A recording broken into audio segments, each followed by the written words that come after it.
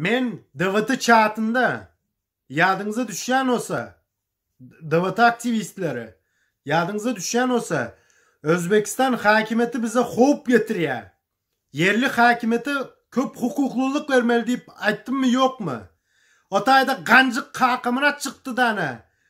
Azat Narcan'ın avtonomiyasını kavlanacak, patrijayda edecek kolya deyip şotayda yüzüme topuldu. Hiçbir yerini korumadın. Ben koruğum istemem. Yönü şu zatları. Şu günden kakım rahat. Gancık yağlı olsanım.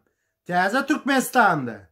Sen Geldikarizov za nasyonalny rozin üçün teze Türkmenistan'da men lichni video fiksatsiyalarım videolarım bilen şu dövrün gen prokuraturasını iş kozama üçün temme dokumentlerini veren.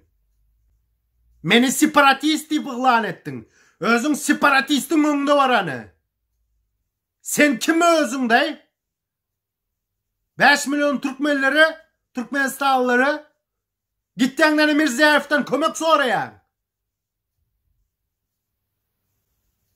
O maksat diyen bir samsık vardı.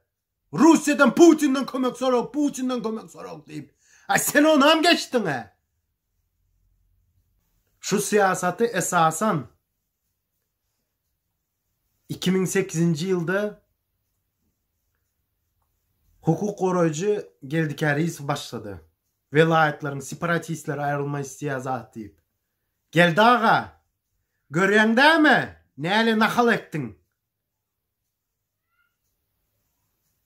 Regionalny wynaşı deyip o ayağın çıkıp gelece çıkıp çıkış etti yara. Mana vapşe Mongolia gittiydi. Atavatanın Mongolia deydi.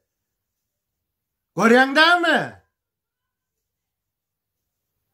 Şimdi bu kavıçkının içinde o kakımrat diyen gancı kaldı bu nemeni. Hormatlı ildeşler. Biz millet olarak koyun değil. Bize çoban gerek değil. Biz koyunum değil. Koyunum gerek değil.